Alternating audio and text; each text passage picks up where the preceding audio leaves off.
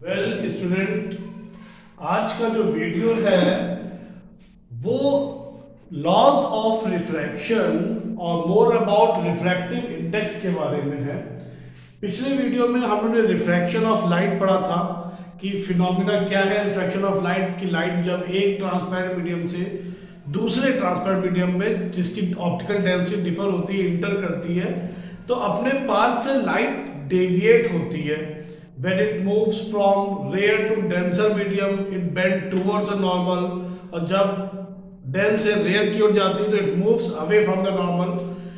Phenomena पढ़ा था, phenomena की कॉज क्या थी ये बहुत डिटेल में हमने डिस्कस करा था। मोटा मोटा समझा देता हूँ। जिन्होंने इस वीडियो से ही खाली देखना शुरू किया है वो प्रीवियस वीडियो में या तो जाके देख सकते हैं या फिर रिफ्रैक्शन की जो कॉज थी मोटा मोटा समझा देता हूँ कि स्पीड ऑफ लाइट जब डिफरेंट ऑप्टिकल डेंसिटी पे लाइट ट्रेवल करती है तो डेंसिटी बढ़ने के साथ साथ उसकी स्पीड रिड्यूस होती जाती है।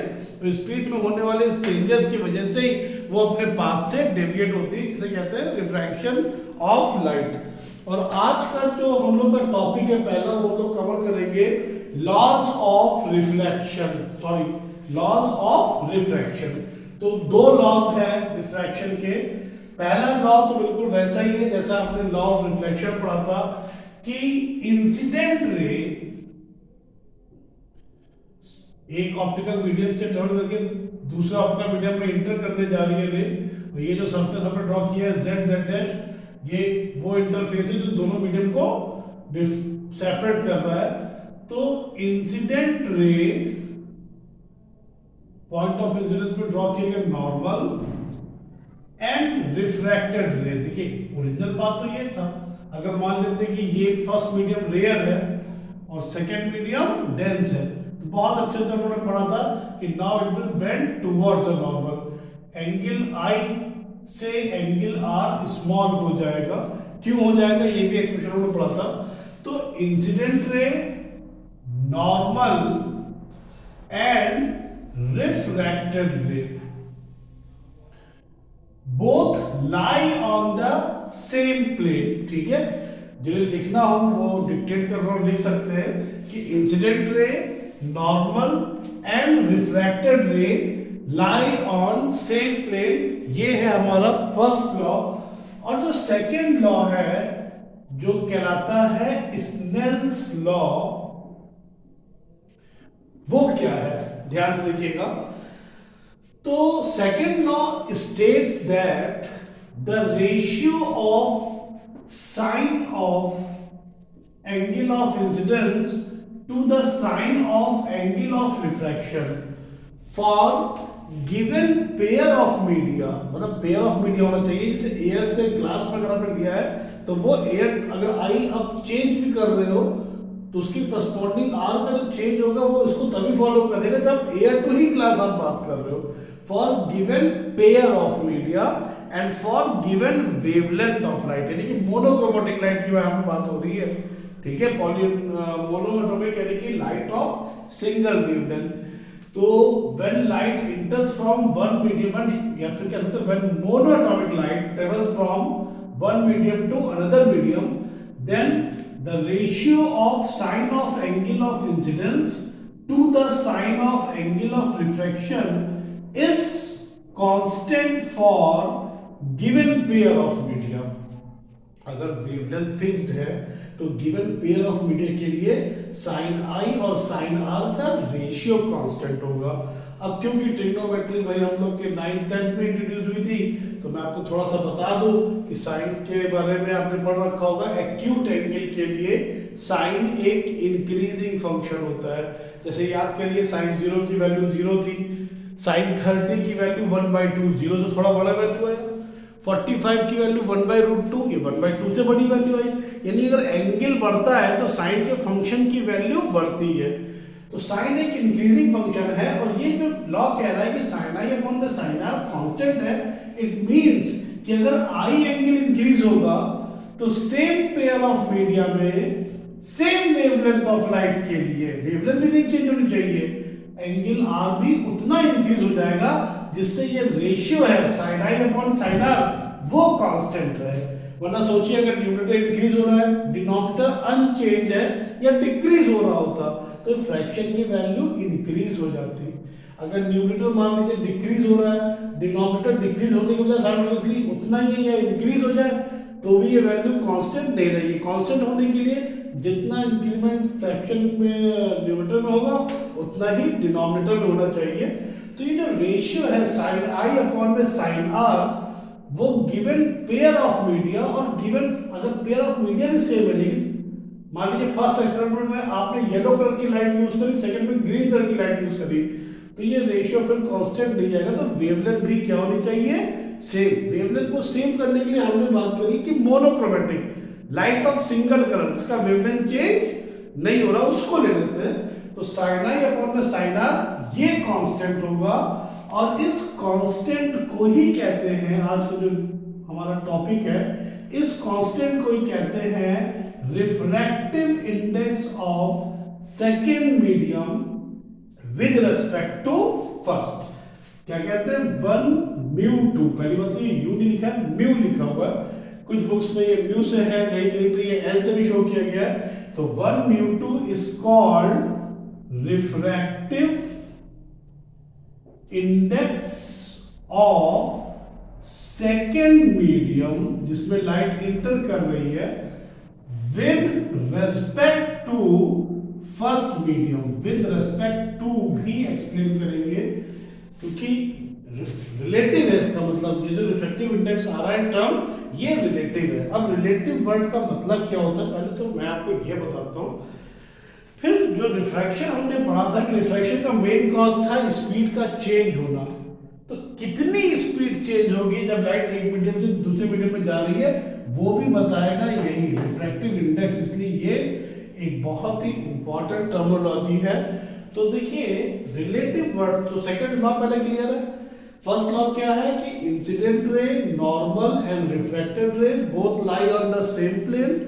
सेकंड लॉ है कि sine of angle of incidence to the sine of angle of refraction, ratio of sine of angle of incidence to the sine of angle of refraction is constant for given pair of media for given wavelength of light. यानी कि wavelength भी change करनी है और media भी change नहीं करना है, तो ये कांस्टेंट होगा। और इस कांस्टेंट को कहते हैं refractive index of second medium with respect to first. जैसे मान लीजिए कि अगर लाइट एयर से ट्रेवल करके वाटर में जा रही थी तो ये कहलाता refractive index of air with refractive index of water with respect to air, क्योंकि एयर से ग्लास में जा रही है, सेकेंड मीडियम वाटर है, फर्स्ट मीडियम ग्लास है। इसी तरह से अगर मान लीजिए ये बोलता कि light travels from glass to water, now first medium is glass, second medium is water, तो अब भी ये रिफ्रैक्टिव इंडेक्स वाटर का ही कहलाता, लेकिन विद रिस्पेक्ट टू अब एयर नहीं है, अब किसके है, ग्लास के रिस्पेक्ट पे है। तो जाहिर सी बात है कि फर्स्ट मीडियम चेंज होगा, तो क्योंकि ये रेस्पेक्टिव है, रिलेटिव है, तो इसकी वैल्यू भी चेंज होगी। तो अब जो हम लोग डिस्कशन करने वाले हैं वो रिफ्रैक्टिव इंडेक्स के बारे में ही करने वाले हैं। तो चलिए बात करते हैं रिफ्रैक्टिव इंडेक्स की, और ये बात हमको समझ में आ गई कि ये टर्म रिलेटिव है, रेस्पेक्टिव है। तो बात करते हैं रिलेटिव या रेस्पेक्टिव की। समझिए ध्यान से, रिलेट कैसे करते हैं। अगर मैंने कहा कि मेरी हाइट बहुत ज्यादा है, तो आप कह सकते हो सर आपकी हाइट ज्यादा है, ये किससे? अगर मैं ये ना कहूं मेरी हाइट किससे ज्यादा है, हो सकता है आपकी हाइट मुझसे भी ज्यादा हो। या फिर अगर मैंने कहा कि मेरा वेट बहुत ज्यादा है, जैसा कि तो दिखाई नहीं देता है, तो हो सकता है फिर कोई बोले कि नहीं सर हमारा वेट तो आपसे ज्यादा है। तो किससे ज्यादा है वेट, कंपेयर जब तक हम नहीं करेंगे तब तक हमें रिलेटिव टर्म पता नहीं चल पाएगा। अगर मैं कहूं कि line segment A B is longer to what, किसी न किसी से कंपेयर करेंगे तभी तो आएगा। तो जितनी भी रिलेटिव क्वांटिटीज होती है वो कंपैरिजन होती है। तो बात करते हैं पहली बात रिलेटिव, क्योंकि ऑफ कोर्स रिफ्रैक्टिव इंडेक्स जो है वो एक रिलेटिव टर्म ही है। तो रिलेटिव रिफ्रैक्टिव इंडेक्स क्या है, डेफिनेशन क्या है इसकी, रिफ्रैक्टिव इंडेक्स। तो ये कुछ बुक्स में लिखा हुआ है कि the ratio of sine of angle of incidence to the sine of angle of refraction is called refractive index of second medium with respect to first. तो रिलेटिव रिफ्रैक्टिव इंडेक्स की डिफिनेशन एक्चुअली ये नहीं है। Relative refractive index, जैसे मान लीजिए medium 1 से light travel कर रही है और किस में जा रही है, मीडियम 2 में जा रही है, तो आपने जो कॉज था रिफ्रैक्शन का वो पढ़ा है कि स्पीड का चेंज होना। अब वो स्पीड चेंज होकर के बढ़ रही है या स्पीड चेंज होकर के रिड्यूस हो रही है, ये पता चलेगा इसी रिलेटिव रिफ्रैक्टिव इंडेक्स से, क्योंकि इसकी डिफिनेशन ही यही है, द स्पीड या velocity of light, speed of light in first medium upon the speed of light in second medium. ठीक है, v1 is the speed of light in first medium, express किया हमने v2 को speed of light in second medium. तो what is the definition of refractive index या relative refractive index? तो refractive index of second medium with respect to first medium is defined as the ratio of velocity of light in first medium to the velocity of light in second medium. अब आप देखिए एक छोटे से example के help से, अगर मैं आपसे बोलूं कि मान लीजिए लाइट ट्रेवल कर रही है वाटर में, वाटर सेकेंड मीडियम है, तो अगर एयर से लाइट वाटर में इंटर कर रही है तो ए म्यू डब्ल्यू यानी refractive index of water with respect to air, ये डिफाइन होगा speed of light in air upon speed of light in water. लेकिन अगर मान लीजिए यही लाइट वाटर में ग्लास से होकर के इंटर कर रही होती, पहले ग्लास में इंटर कर रही थी, फिर ग्लास से वाटर में जा रही होती, तो फर्स्ट मीडियम चेंज हो गया।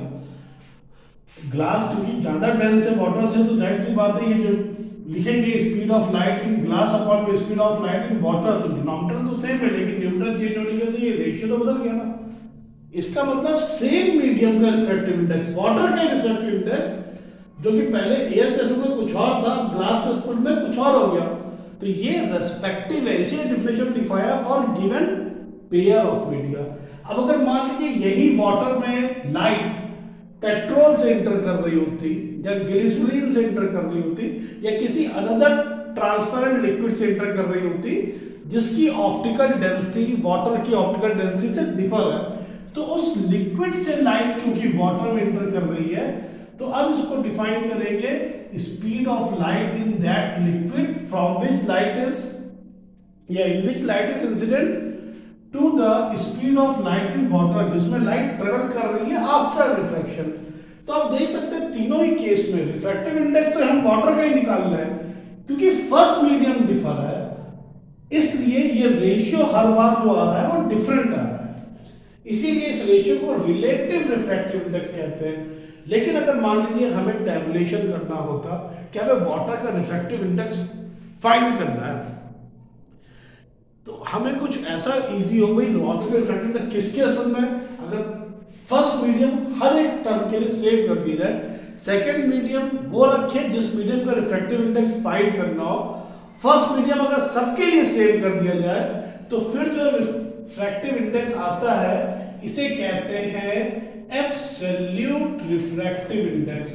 और एब्सोल्यूट रिफ्रैक्टिव इंडेक्स के केस में जो फर्स्ट मीडियम होता है ये वो मीडियम है जिसमें लाइट की स्पीड एक्सट्रीम होती है, यानी कि ये है वैक्यूम। और क्योंकि हमारे आसपास वैक्यूम तो है नहीं, अगर हम रिफ्रैक्शन का कोई भी प्रैक्टिकल कर रहे हैं, हमारे आसपास एयर, और एयर में लाइट की स्पीड लगभग बराबर मान ली जाती है वैक्यूम के स्पीड की, लेकिन वो बात अलग है कि इक्वल होता नहीं है। तो अगर एब्सोल्यूट रिफ्रैक्टिव इंडेक्स की बात करी जाए किसी भी मीडियम की, अब सेकेंड या कोई भी मीडियम हो सकता है, तो absolute refractive index of medium, तो यहाँ फर्स्ट जो है ये मीडियम हो जाएगा वैक्यूम, तो speed of light in vacuum, और ये जो है एक्सट्रीम है, इसे हम सी से शो करते हैं, और आप सबको पता है कि c की वैल्यू होती है 3 × 10⁸ मीटर पर सेकेंड। वैक्यूम से ज्यादा लाइट की स्पीड किसी में इसलिए नहीं होती क्योंकि सबसे रेयर है, मॉलिक्यूल्स ही नहीं। जो आपको मैंने डेंसर मीडियम का कॉन्सेप्ट लास्ट वीडियो में समझाया था, जब मॉलिक्यूल्स है ही नहीं तो वहां पे उनकी डेंसिटी का कोई इम्पैक्ट नहीं पड़ेगा, तो जो आपकी स्पीड आएगी वो एक्सट्रीम होगी। तो फर्स्ट मीडियम अगर हम वैक्यूम ले रहे हैं और यहाँ पे speed of light is second medium, यानी अब V2 के लिए एक्सप्लेन करने की जरूरत नहीं है, तो म्यू बराबर refractive index of any medium is speed of light in vacuum upon में speed of light in that medium, यानी C अपॉन में V। और जो क्वेश्चन बोर्ड में पूछा जाता है 10th स्टैंडर्ड में वो एब्सोल्यूट रिफ्रैक्टिव इंडेक्स का ही होता है। वो बात अलग है कि थोड़ी देर में आपको रिलेटिव रिफ्रैक्टिव इंडेक्स का भी एब्सोल्यूट से ही फॉर्मूला ड्राइव करके दिखाते हैं। अब जरा एक आध जो थोड़े से न्यूमेरिकल्स देख लेते हैं। तो एब्सोल्यूट रिफ्रैक्टिव इंडेक्स क्या हो गया भाई, अगर अभी आपने पीछे एग्जांपल देखा कि वाटर का रिफ्रैक्टिव इंडेक्स फर्स्ट मीडियम बदलते जाओ तो म्यू चेंज होता जा रहा है। अब हम कुछ ऐसा करें कि सबके लिए फर्स्ट मीडियम कांस्टेंट कर दें, तो वो फर्स्ट मीडियम कांस्टेंट उसको करें जिसमें स्पीड एक्सट्रीम है। एक्सट्रीम स्पीड किसमें है? वैक्यूम में। तो जो रिफ्रैक्टिव इंडेक्स होगा वो रिलेटिव नहीं आएगा, वो कहलाएगा एब्सोल्यूट रिफ्रैक्टिव इंडेक्स। तो absolute refractive index of any medium, यानी सेकंड मीडियम के लिए है, वो है speed of light in vacuum upon में speed of light in second medium. तो क्वेश्चन आपका बन सकता है या पूछा जाता है वो कुछ इस टाइप से है, जैसे कि if speed of light in water is 2.25 into 10 to the power 8 meter per second, find its refractive index बोले या एब्सोल्यूट वर्ड बोले। जब तक फर्स्ट मीडियम नहीं गिवन तो समझ लेना एब्सोल्यूट रिफ्रैक्टिव इंडेक्स ही आपसे पूछा जा रहा है या दिया गया है। फाइंड इट्स एब्सोल्यूट, RI मतलब रिफ्रैक्टिव इंडेक्स, और C की वैल्यू क्वेश्चन में दी गई है 3 into 10 की पावर 8 मीटर पर सेकेंड। तो क्योंकि अभी हमने पढ़ा refractive index of any medium is defined as speed of light in vacuum to the speed of light in that medium. तो अगर वाटर का रिफ्रैक्टिव इंडेक्स निकालना है तो यहाँ पे VW ले लेंगे। तो C की वैल्यू दे रखी है 3 into 10 to the power 8 और VW दे रखा है 2.25 into 10 to the power 8। और क्योंकि ये रेशियो है तो ऑफ कोर्स इसकी कोई डायमेंशन या फिर यूनिट नहीं होगी और ये कैंसिल होके कितना आ रहा है 4/3। तो what is the refractive index of water, अगर मैंने बोला what is the refractive index of water तो आप समझ जाइएगा, क्योंकि रिफ्रैक्टिव इंडेक्स एक रिलेटिव टर्म है, लेकिन मैंने ये नहीं बोला किसके रेस्पेक्ट में। तो इट मींस कि मेरे बोलने का मतलब है refractive index of water with respect to air और वैक्यूम। वैसे तो एयर में स्पीड थोड़ी सी C से कम होती है, लेकिन न्यूमेरिकली सॉल्व करने के लिए इजी के लिए C ले लिया जाता है। एयर में स्पीड थोड़ी सी कम होती है और इतना कम डिफरेंस है कि ऑलमोस्ट वो C के इक्विवेलेंट होती है, इसलिए एयर में स्पीड भी 3 into 10 की पावर 8 मीटर पर सेकेंड ही लिया जाता है। इसी तरह से क्वेश्चन इस तरह से बन सकता है कि किसी मीडियम का रिफ्रैक्टिव इंडेक्स दे दिया गया हो और आपको उस मीडियम में लाइट की स्पीड फाइंड करनी हो। जैसे बहुत ही सिंपल से न्यूमेरिकल्स है, छोटे छोटे न्यूमेरिकल से स्टार्ट करेंगे फिर अच्छे न्यूमेरिकल देखेंगे। जैसे मान लीजिए क्वेश्चन ये है कि refractive index of glass is 3/2, तो फाइंड करिए speed of light in glass. और फिर अगेन क्वेश्चन में दिया गया है C यानी कि speed of light in vacuum is 3 into 10 की पावर मीटर पर सेकेंड। तो क्योंकि रिफ्रैक्टिव इंडेक्स का फॉर्मूला क्या है, C अपॉन मतलब speed of light in vacuum upon speed of light in that medium. यहाँ पे हमने मीडियम लिया है ग्लास, तो अगर ग्लास है तो यहाँ पर भी आप speed of light in glass suffix glass कर दीजिए। म्यू गिवन है, अब ये रिफ्रैक्टिव इंडेक्स ऑफ ग्लास बोल रहा है, हमें पता है रिफ्रैक्टिव इंडेक्स रिलेटिव है, विद रिस्पेक्ट टू नहीं बोल रहा है, तो ये अंडरस्टूड है किसके रिस्पेक्ट में होगा, वैक्यूम के, तभी तो C रखा है। तो म्यू आपको ग्लास का दे रखा है 3/2 और ये है 3 into 10 की power 8 upon speed of light in glass. 3 से 3 कैंसिल, क्रॉस मल्टीप्लाई करेंगे तो speed of light in glass, speed of light in glass is 2 into 10 to the power 8 metre per second. Video को पॉज करके अपने जो numericals हैं इन्हें करते जाइए साइमल्टेनियसली साथ साथ में। और नोट्स अगर आप लोग बनाना चाहते हैं तो आप वीडियो के कमेंट सेक्शन में जाके मुझे कमेंट कर सकते हैं। तो नोट्स का मैं लिंक आपको सेंड कर दूंगा, तो उससे डाउनलोड कर सकते हैं आप नोट्स को।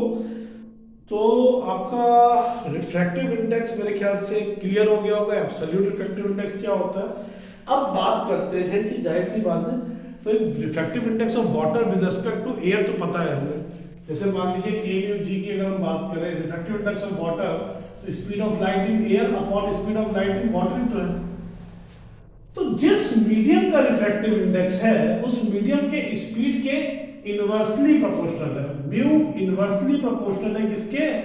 वेलोसिटी के। देख रहा है आपको, refractive index of water is inversely proportional to speed of light in water, यानी कि जिस मीडियम में जितनी ज्यादा हाई स्पीड होगी उसका रिफ्रैक्टिव इंडेक्स उतना लो होगा, और मीडियम में स्पीड जितनी कम होगी उस मीडियम का रिफ्रैक्टिव इंडेक्स उतना हाई होगा। अब स्पीड के बारे में डिस्कशन लास्ट वीडियो में हम लोग कर चुके हैं कि more the optical density then less the speed, और less the speed means more the refractive index, यानी कि जैसे जैसे मीडियम में स्पीड रिड्यूस होती जाएगी उसका रिफ्रैक्टिव इंडेक्स हाई होता जाएगा। तो डेंसिटी वाइज अगर हम लोग चेक करें तो सबसे डेंस ट्रांसपेरेंट मीडियम जो है वो क्या है? डायमंड। इसीलिए डायमंड का जो रिफ्रैक्टिव इंडेक्स होता है among all the transparent media सबसे ज्यादा होता है। ठीक है, तो रिफ्रैक्टिव इंडेक्स और स्पीड में आपको रिलेशनशिप समझ में आ रही है। अब बात करते हैं कि भाई कोई जरूरी थोड़ी नहीं है कि वाटर का रिफ्रैक्टिव इंडेक्स हमें विद रिस्पेक्ट टू एयर पता है तो वाटर में लाइट एयर से जा रही हो सकता है वाटर में लाइट ग्लास से जा रही हो। जैसे सपोज कि एक एक्वेरियम रखा हुआ है, water is inside the glass ना, light is entering from air to glass and then glass to water, या फिर उसके अंदर की मछली हमें दिखाई दे रही है। कोई भी चीज हमें क्यों दिखाई देती है? लाइट उस ऑब्जेक्ट से हमारी आईज तक आ रही है। तो first light is travelling from water to glass and then glass to air, क्योंकि हम तो एयर में खड़े हुए देख रहे हैं। तो अगर इस तरह से आप म्यू वेलोसिटी के अगर इनवर्सली प्रोपोर्शनल है तो इनवर्स रिलेशन से आपको पता है कि 1 μ2, या फिर इसे आप ले सकते हो μ2 अपॉन, या 1 μ2 की बात करें refractive index of any medium with respect to second medium, तो ये जो होगा speed of light in first medium upon में speed of light in second medium. भाई सबसे पहले यही तो शुरुआत की थी, 1 μ2 बराबर क्या? v1 by v2।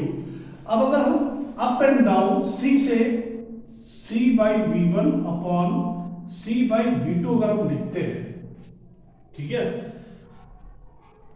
तो क्योंकि mu inversely proportional to v है, तो अगर हम देखें तो μ2 इनवर्सली प्रोपोर्शनल टू v अगर है तो यहाँ पे आप μ2 अपॉन में μ1 अगर लिखे तो भाई ये क्या हो जाएगा आपका v1 अपॉन में v2, भाई इनवर्स रिलेशन दिख रहा है ना।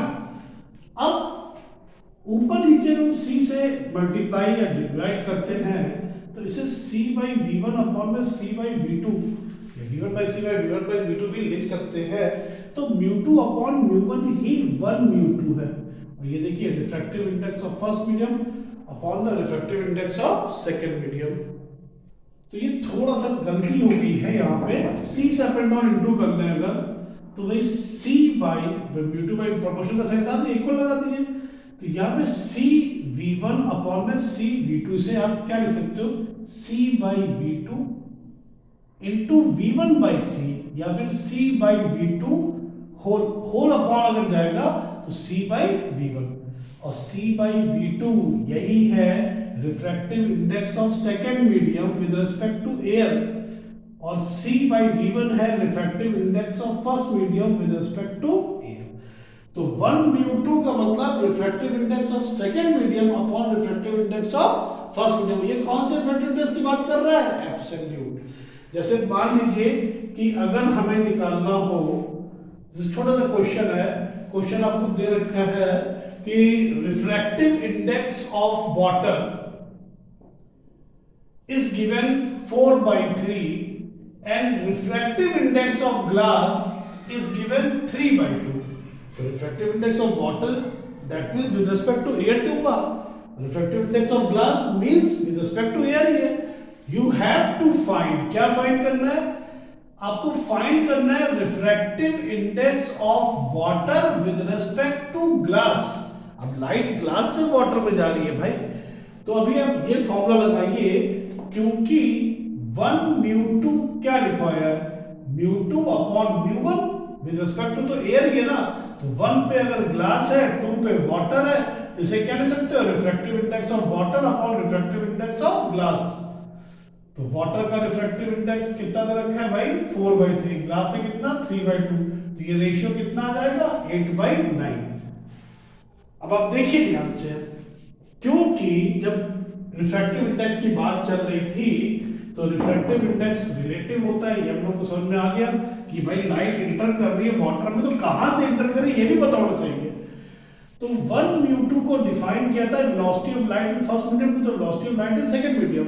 तो अगर इसी एग्जांपल को ले, वाटर का refractive index with respect to जो ग्लास आ रहा है वो 8/9 आ रहा है, यानी कि जो रेशियो है 1 से क्या है, लेस है. डिनोमिनेटर इंक्रीज हो रहा है, तो इसका मतलब सेकंड मीडियम में जाकर के जो इसकी स्पीड होगी वो इंक्रीज होगी. और अब जरा इसको कंपेयर करो किससे, sine I by sine R से. तो अगर डिनोमिनेटर इंक्रीज हो रहा है तो दैट मींस कि आर एंगल जो होगा वो आई से बड़ा होगा.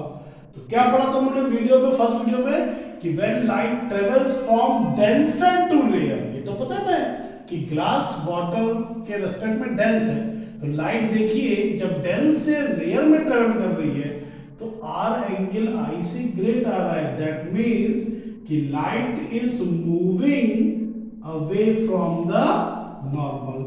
इसी तरह से अगर हम इसी सेम क्वेश्चन को इस तरह से निकालते हैं कि रिफ्रैक्टिव इंडेक्स ऑफ ग्लास निकालो भाई with respect to water, same process होती है, ये उल्टा आता है 9/8.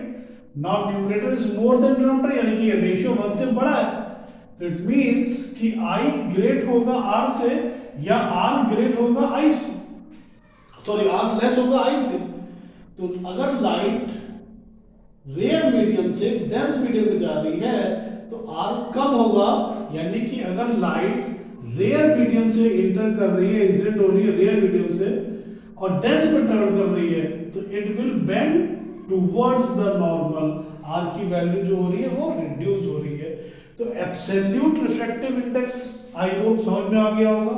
एब्सोल्यूट रिफ्रैक्टिव इंडेक्स, क्योंकि रिफ्रैक्टिव इंडेक्स एक रिलेटिव टर्म है, तो जो एब्सोल्यूट रिफ्रैक्टिव इंडेक्स है वो है विद रिस्पेक्ट टू वैक्यूम या एयर.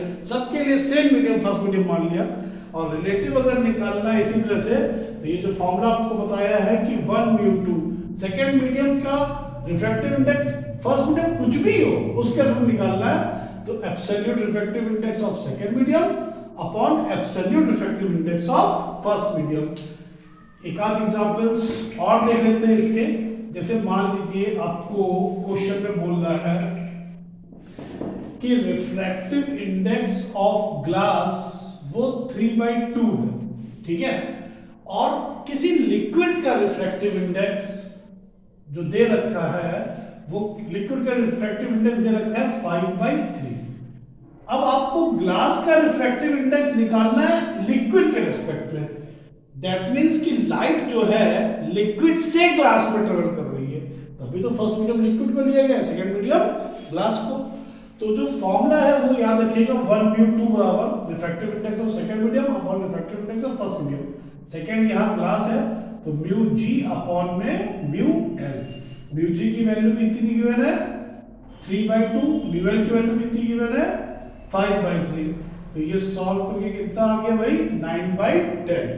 तो refractive index of glass with respect to liquid is what, that is 9/10. तो ये तो था इंट्रोडक्शन रिफ्रैक्टिव इंडेक्स का. अब रिफ्रैक्टिव इंडेक्स किन फैक्टर्स पर डिपेंड करता है, या क्या किसी मीडियम का रिफ्रैक्टिव इंडेक्स चेंज भी किया जा सकता है. अगर पेयर ऑफ मीडिया सेम है, वेवलेंथ ऑफ लाइट भी सेम है, तो और कौन से फैक्टर्स है जिन पर रिफ्रैक्टिव इंडेक्स डिपेंड कर सकता है, ये डिटेल्स जो है वो हम लोग पढ़ेंगे अपने नेक्स्ट वीडियो में. और अगर आपको वैल्यू मिल रही है इस वीडियो से तो उसे अपने फ्रेंड के साथ आप शेयर कर सकते हैं।